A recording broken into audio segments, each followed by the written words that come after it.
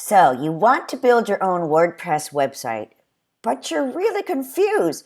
Like, what's a domain name? Why do I have to pay for hosting? And honestly, what is WordPress anyhow? Well, sit back and grab a cup of coffee because in this lesson, I'm going to demystify those three key terms. Are you ready? Let's go. Now, the first thing I want you to understand is the term domain name. Now, you may already know what this is, but for those of you that don't, a domain name is your URL address, or basically what I like to say, my .com address. It is the phrase you're going to type in, or your viewers are going to go type in to the address bar on a browser in order to find your website. Now, there's a lot of ways and a lot of places where you can register a domain. One of the more popular ones is GoDaddy, but there's really no shortage of places to register a domain.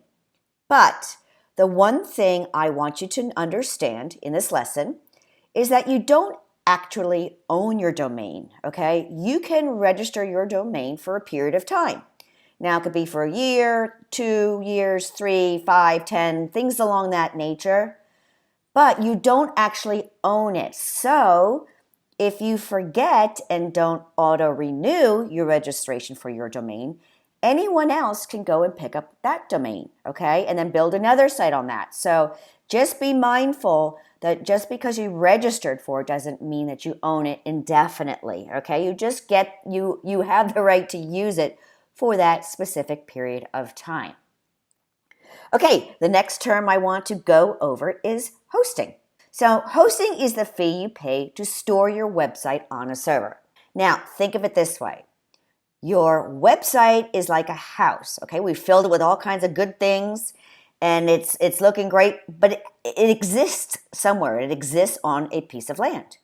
And most likely you're paying property taxes, or whoever owns that is paying property taxes. So what you are doing is your website needs to be hosted somewhere. Someone needs to say, hey, come on over to my server and I will host your website for you. That is what a hosting fee is.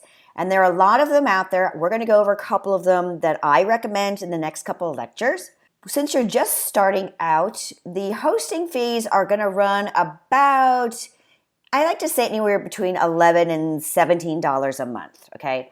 Now, you can get a lot cheaper, and you're going to see a lot of them advertised a lot cheaper, but read the fine print in those. Hosting is very much a get what you pay for type of thing. It's very important to have a really good secure hosting system that is going to deliver your site with great speed and not crashes and not errors and hijacking and all kinds of scary stuff like that.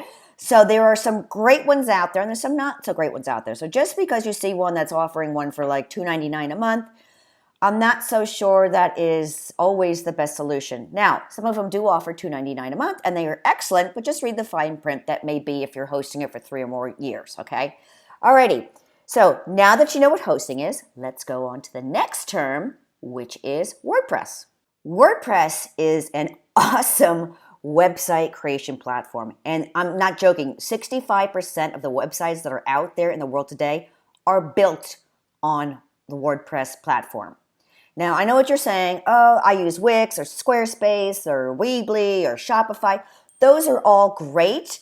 They all have their purposes and they're wonderful. But just so you are aware, you don't own those websites, okay? You basically just leasing them from these companies, and that's kind of a loose term I'm using. But if those companies want to change the pricing structure or whatever it is, or they no longer want to offer some features that you really rely on, you're at the mercy of that, okay? Whereas WordPress, you have complete and total control over how your websites run. So if you don't like, for instance, the hosting company, you can switch hosting companies. If you are using a specific plugin, and we'll get into that later, there's hundreds and thousands of options to use. So you're not pigeonholed into using what one specific platform is using. And you're also going to say, oh, but I hear that WordPress is too hard to learn and Wix is so much easier, or this one's so much easier. Well, you know what? They all have a learning curve. And if you're going to take time to practice building out a website, I strongly recommend you take your time and learn WordPress. It is a phenomenal website building tool, and there's zero competition. Like I said, the other ones are great, but they can't hold a candle to what WordPress can do.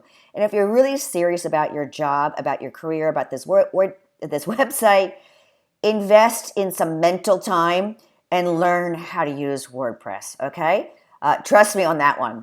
Okay, so in recapping, we learned what a domain name is, which is your URL address or your .com name. We learned that hosting is the fee that you're going to pay to a company to host your website on their server. And finally, you can now understand that WordPress is a platform to build amazing websites.